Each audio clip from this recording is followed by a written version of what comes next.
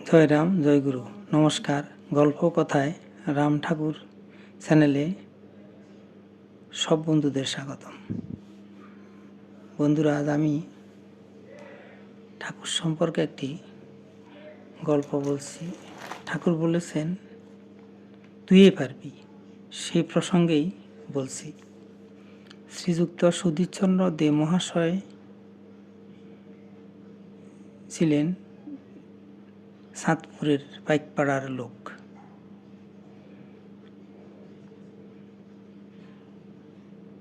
সেই সময় চারিদিকে শ্রী শ্রী রাম ঠাকুরের নাম। তিনি শ্রীরাম ঠাকুরের শ্রীমুখ থেকে নাম সম্পদ লাভ করেছেন। তিনি কিভাবে ঠাকুর থেকে নাম গ্রহণ করেছিলেন সেই প্রসঙ্গে তিনি বললেন যে, সেই সময় শ্রীরাম ঠাকুর অধুনা বাংলাদেশের চাঁদপুরে এক বাড়িতে ছিলেন। শ্রীযুক্ত সুধীরচন্দ্র দে মহাশয়ের বয়স তখন মাত্র 9 বৎসর ছিল। তিনি অন্যান্যদের সঙ্গে চাঁদপুরে ঠাকুর দর্শনে গিয়েছিলেন। ঠাকুর দর্শনে গিয়ে দেখলেন শ্রী শ্রী ঠাকুর সকলকে নাম দিচ্ছেন। শ্রী শ্রী ঠাকুর কৃপা করে সুধীরচন্দ্র দে মহাশয়কে সুধীরচন্দ্র দে মহাশয়কেও নাম দিলেন। শ্রীযুক্ত সুধীরচন্দ্র দে মহাশয় ওই বালক অবস্থায় শ্রীরাম ঠাকুরকে বলেছিলেন যে তিনি নাম করতে পারবেন না।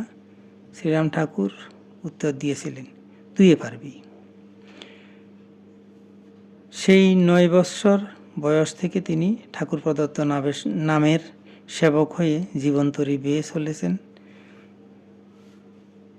ছোট্ট একটি বীজের ভেতর বৃহত্তর বৃক্ষের সম্ভাবনা যেমন লুকিয়ে থাকে, তার সেও অনেক অনেক বেশি গুণ বিরাটত্ব এই নামের মধ্যে লুকায়িত রয়েছে।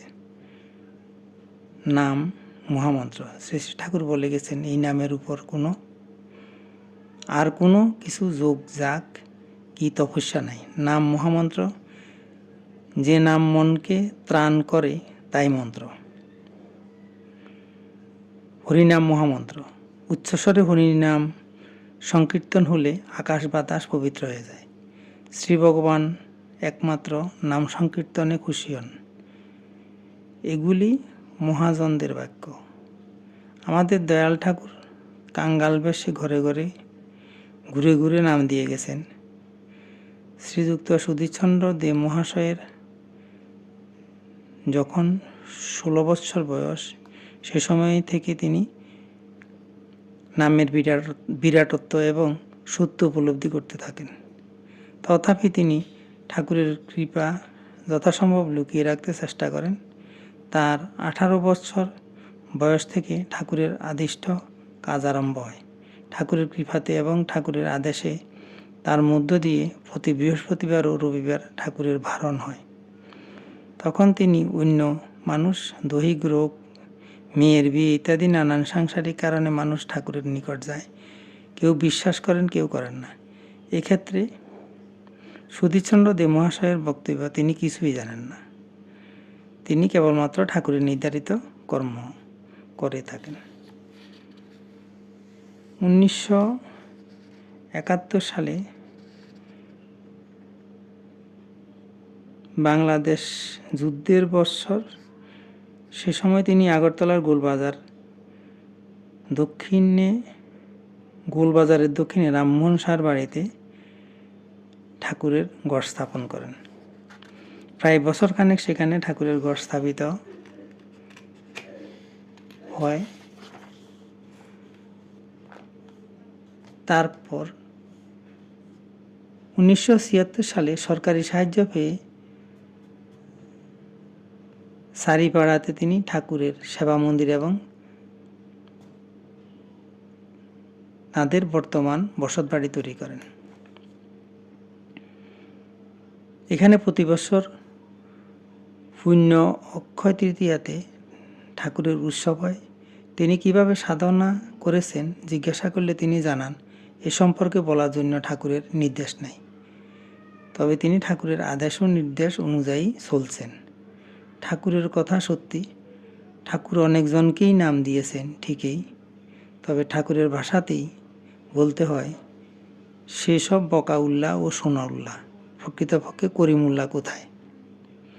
কয়জন ঠাকুরের কথা মানতে পেরেছেন সে জানেন কেবল ঠাকুর।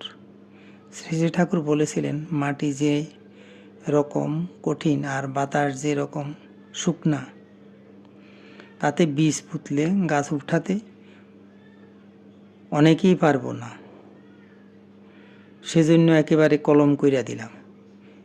এবার একটু একটু জল দিলেই গাছ বড় হইয়া তাড়াতাড়ি ফল ধরব।